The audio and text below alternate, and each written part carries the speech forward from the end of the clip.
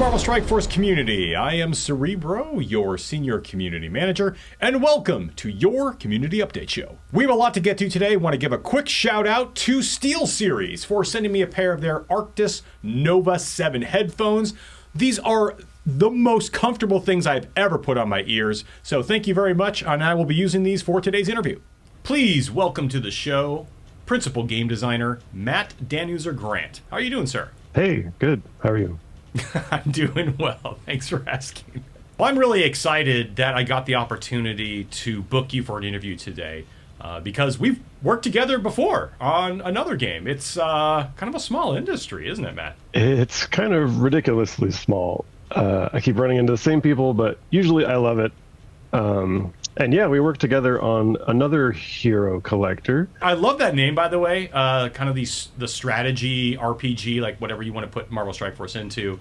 I've heard players come up with this name, Hero Collector, and I like it. I think it's pretty appropriate, right? I've been collecting heroes since I was a kid, collecting little trading cards. So yep, it rings true for me, for sure. Well, I consider myself really lucky in my job because I get to talk directly with game designers, and I have some of the most fascinating conversations with game designers because the way they think about games and the challenges in games is really just on another level.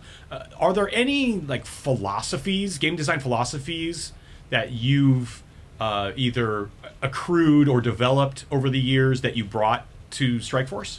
Yeah, I think the big one for me is to, especially with hero collectors, is to take big swings as early as possible because you really want to get to that point where the team is clearly overpowered and then scale back from there. So the earlier you can hit that, oh, this team is really overpowered, the better you can kind of rein things in and get everything going.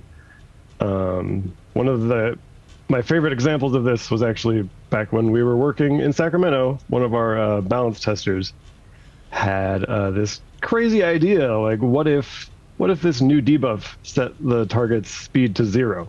And I think he was joking. I think he was at least half joking. But I was like, you know what? I'm gonna make that work, and we did it, and it was awesome.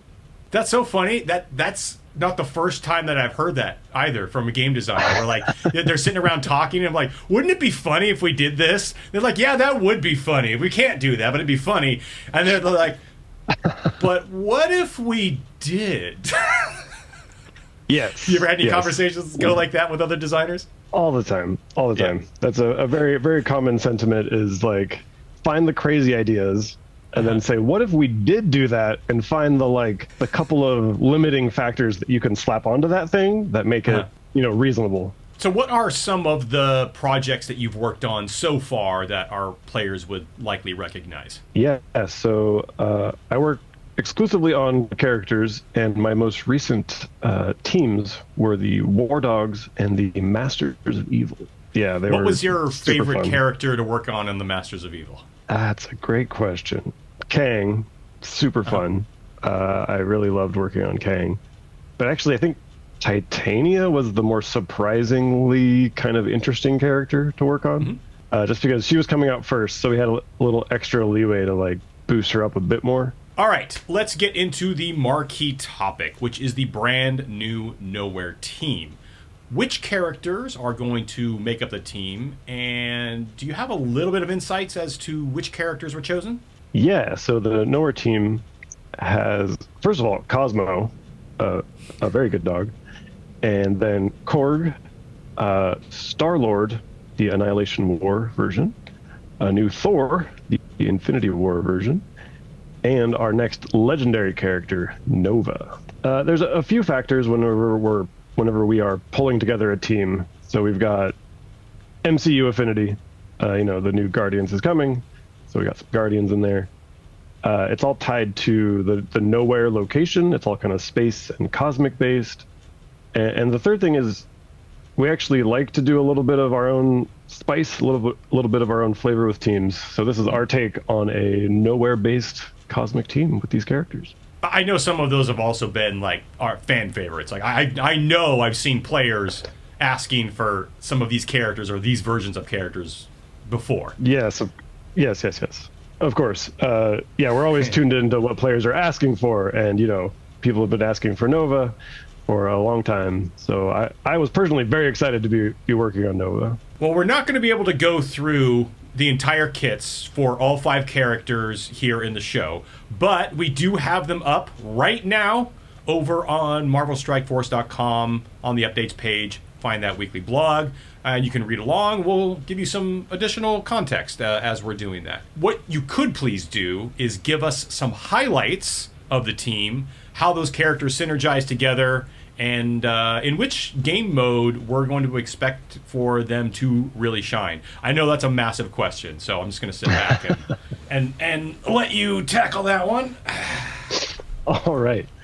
Let's see where to begin. So first off, generally they are the best team in war, and Apex, meaning that they don't necessarily have any offense or defense specialties. Let's see, diving into the team a little bit, they do have one team mechanic to note, in that each member of the team has a passive ability that turns on when that character has deflect. So when you're fighting as or against Knowhere, you want to pay attention to the deflects. And if you see an opportunity to clear the deflects off of a Knowhere person, you generally want to do that. All of the effects are different per character, so there's a high skill ceiling there to learn what each one does. They generate a lot of deflects as well, because it's their whole thing, so it might be difficult to do that, but something to keep in mind. Cosmo is a very good support character. She has debuff clearing and buff clearing. She clears both buffs and debuffs on every attack. So her basic does a little bit, her special does more, and her ultimate actually just clears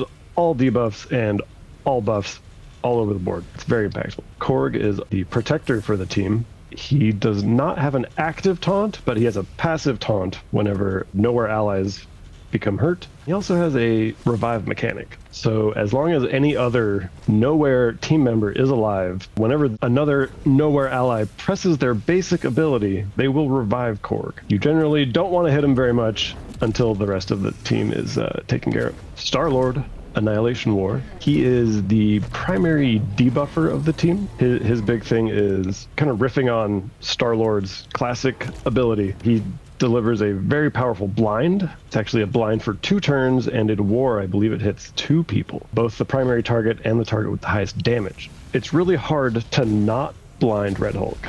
And he also applies vulnerable, which usually only comes from the ISO system. Thor Infinity War. He is the big damage dealer of the team. He, kind of like in Infinity War, he shows up and just starts slashing people down. He does apply some debuffs, and he does have a direct counter to protectors that use the charged mechanic, specifically to counter She-Hulk at the moment, as Gamma is the current Apex war team, and this new Apex war team is coming to show them what's what. Last but not least, we have Nova. He introduces our second ever battlefield effect and our first ever positive battlefield effect. Red Hulk introduced gamma radiation, which is a negative battlefield effect, and we've always had this plan where battlefield effects would cancel each other out. So if you're afflicted by gamma radiation, you can now bring in Nova. When Nova uses his ultimate, he will apply Nova Force, and that will override gamma radiation on your side. So there's some back and forth. Also, be aware that if you use your Nova Force first, then the Red Hulk can come in and use his gamma radiation to clear your Nova Force. So keep that in mind. As for what Nova Force actually does, it actually ties into deflects again, kind of pulling the whole team together. This Nova Force battlefield effect will grant you, all of your allies get deflects per turn, and they gain damage per deflect on them. It's a bit more of a support ability than the gamma radiation, but there's still some damage output generated from it. And that's pretty much the highlights for the team. That was easy. I should just ask questions in that manner going forward, because I just got to sit back and listen. I didn't have to do anything. So in you talking about the team and me reading the kits, seems like Nova is especially useful as kind of the glue that holds the team together. Is there anything else in Nova's kit that we should probably highlight? Yes, as the legendary, he definitely has a lot of the power is allocated to him, and he has a lot of cool stuff. But one thing he specifically does, which was a change I made to kind of not counter Apocalypse, but to let him like stand toe to toe with Apocalypse, is that Nova has both on spawn safeguard and his first ability grants safeguard. Each of these is only one duration. Apocalypse still has value in that he will prevent the on-spawn safeguard, but then Nova will come around, take his turn, and still grant safeguard anyway. So you can kind of sneak around that little bit of Apocalypse. Everything helps when you're fighting that guy. All right, so it is obvious that they are going to shine brightly in War.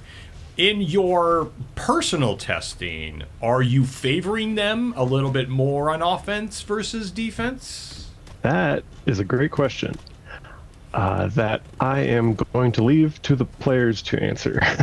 Because I do have a personal preference. I have my own personal preference, but it is my personal preference. And honestly, I don't really like to influence the ongoing meta with my own opinion because it might be wrong. I actually really value the player experience of testing and like kind of deciding. I actually put a lot of work into making sure that the team functioned well on both sides, to the point where they actually don't have any call outs to offense or defense anywhere in their kits. That was important to me. All right, Matt, I'm going to let you off the hook now, but I'm going to come back to this. In a future episode, I'm going to come back and I'm going to want to answer to this one. All right.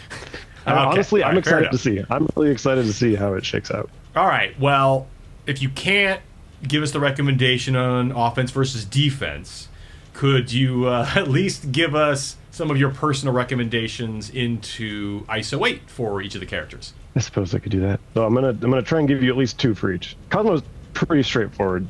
She has healing abilities, so healer is a natural kind of default fit, though you can take skirmisher for the extra focus. Generally, this one's more cut and dry. Healer's great. Korg, I tried to make him one of the rare instances where you actually want Fortifier. So Fortifier is good. It re-triggers each time he revives. He can revive multiple times, depending on how the fight goes, so that generally works out pretty well. The other choice for him, for me, is just healer. More heals on the Protector. That's usually a fine choice. Star-Lord Annihilation War. He's an interesting one. His abilities apply vulnerable, which usually only comes from the ISO system. He's a strong candidate for Striker because he provides his own vulnerables, so he can place vulnerables and striker them. Though I also had a lot of success with him as a raider, making him just a fountain of vulnerables, both on any crit and all of his abilities. Thor, pretty straightforward damage character. I would say striker. He's one of those kind of more standard damage characters where it's like striker or raider, probably. Actually, similarly for Nova, I would lean towards striker for Nova. But he does have a lot of AoEs, so Raider also works. It depends. And those last two, you generally want to invert them. If one's the striker, you want the other one to be a Raider. And finally, when can we expect to see the Knowhere team in the game? Yeah, so all 5 new characters, including the legendary event or Nova, are currently scheduled for release over the course of the next major release, version 7.1, which is coming very soon. All right, Matt, thank you for taking the time to sit down and run through all that stuff with us. It's really been a pleasure chatting with you. Hey, man, my pleasure. It's always great to see you. All right, guys, please welcome to the show, Mr. RJ Young, producer. Super happy to have you here. Appreciate it, man. My pleasure. Thank you for having me. So, RJ, you and I have been working at the Boundless Studio for quite a while now, but I think you even predate me. How long have you been working with the studio? I started with the studio a little bit over 5 years ago now, because I started just a couple weeks or maybe a month before our worldwide launch. So yeah, it's been a good 5+ years. So there's one thing I've actually been meaning to thank you for a long time. You were really helpful for me on many occasions, because I record the gameplay for these episodes, most of the gameplay anyway. So I'm recording it on our debug device, and I don't know how all the debug commands work. So, like, you were one of the main people that I went to, and you were, like, always, like, so willing to help me. You were never, like, annoyed with me. So I want to thank you for that. Yeah, that's my pleasure. We got a lot of talented people, a lot of talented engineers working on this game, and they've put in just loads and loads of tools. Like, I'm not even familiar with all of them. So any chance that I get to pay it forward a little bit and share some of that with everybody else, that's absolutely my pleasure. You weren't the only one who asked. Yeah, it's interesting. I've actually asked a few times. I don't think you, but somebody else. And I said, hey, can our debug build do this? And at first they're like, I don't think so, but let me check. And they come back to me like, apparently we can do this now. I didn't know this, but this is a new thing. And that happens. It happens a lot, and there's always more getting added because someone will have an idea like, oh, hey, can we add this? Can we add that? And they're like, oh, I don't know if we have that yet. Let me try that out. And sometimes it'll just be like a day later. Oh, hey, you know that thing that you asked for? Yeah. There you go. So our players love to hear from the studio members what some of their favorite teams are. So what are some of your characters that you're personally enjoying playing with recently? How much time you got? So I always try to mix in Silver Surfer when I can. That was one of my favorite characters growing up. The story always appealed to me. So I like to mix him in with the Mystic teams. I'm a big Raider, so I've used a lot of our new Invaders team a lot in the skill nodes. I'm happy that 2 of my favorite 4 X-Men are really useful in raids. So Bishop's team with the Astonishing X-Men and Psylocke with the Death Seed team. I use a lot of Silver Surfer right now with Kang, Doctor Doom, Quicksilver, and I round it out with one more character who's escaping me right now. Oh, Apocalypse, of course. Of course. So, yeah, those 5 right now I've been really successful with. If I had to put a number on it, I'd say like 90% of my fights right now are wins. So I guess I chose the right statue today. Yeah, Awesome. I was gonna say, yeah, I was noticing it. I was like, a little bit of serendipity there. Good old Psylocke. So as a producer, that can mean a number of things on our team. What are some of the things that are under your purview? Yeah, so right now, my direct responsibility, number 1, is toward the web development pod. So a lot of the things that we've been pushing out recently, like the Save Squads feature on the website. What I also assist with are a lot of our build deployment work. I help out with that a bit, coordinating some with live ops and some of our offers that we try to put up through the website as well. But right now, my number 1 priority is with the website development team. So you mentioned Save Squads, which is, oh my gosh, it's amazing. Thank you so much for doing that. I've been trying it out. It is very helpful in my squad management.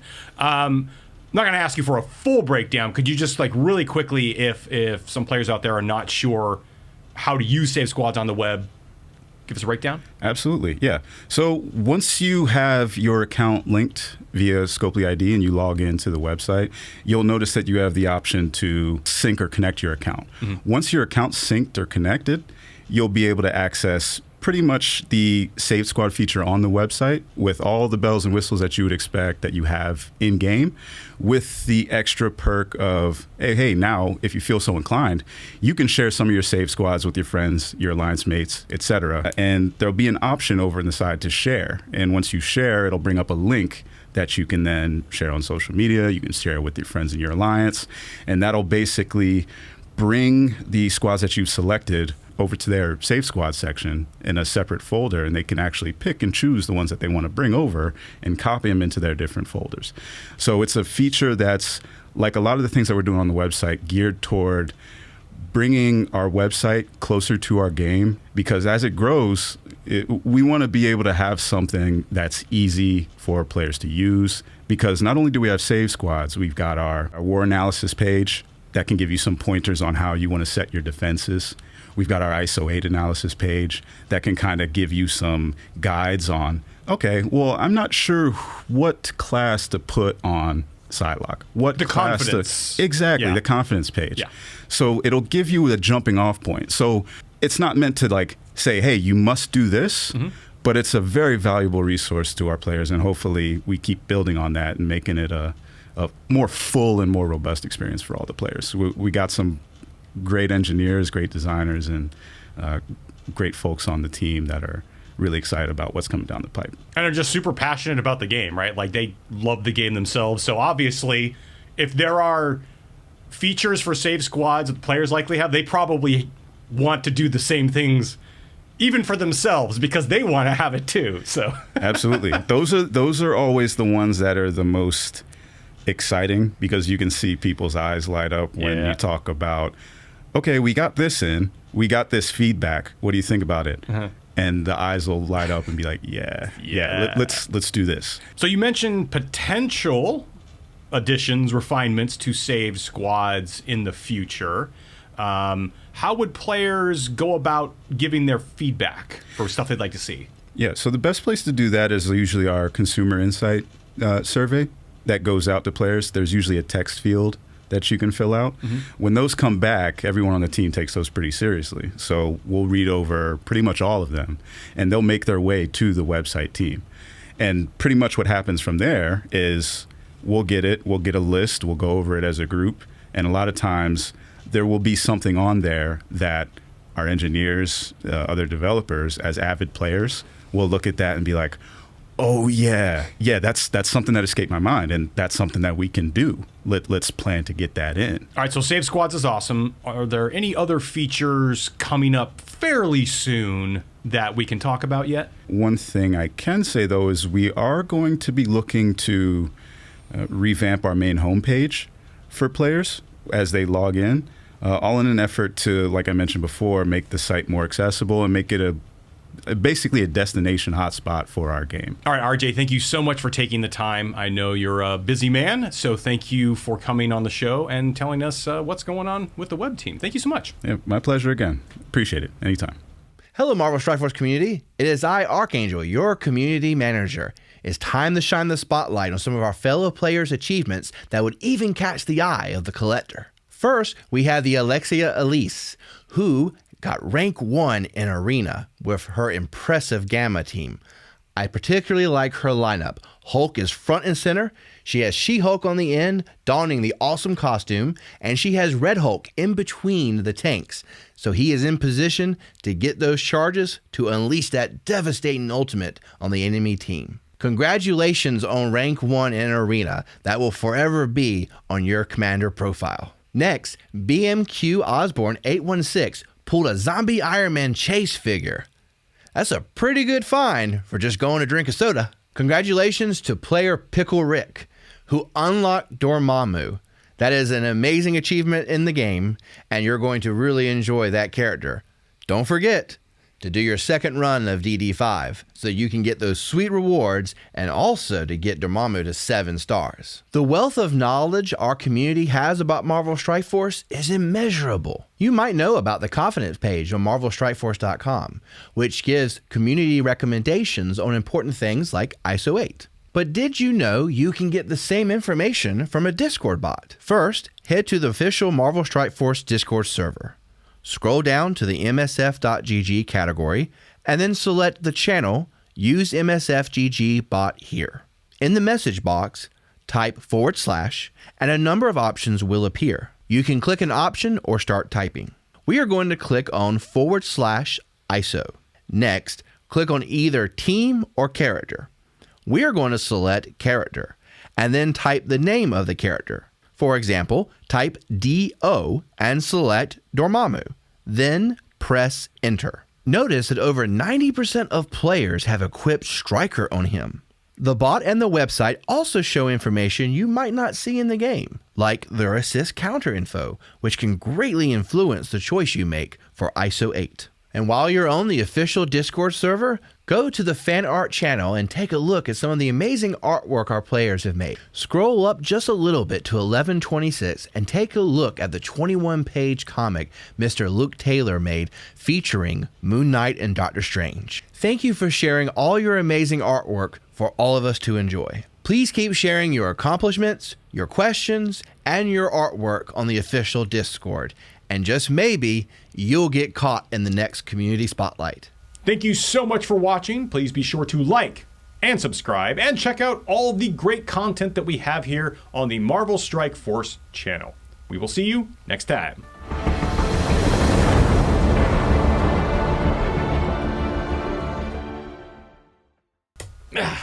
I love Marvel stickers. They make me so happy. Yeah, let's go smash it.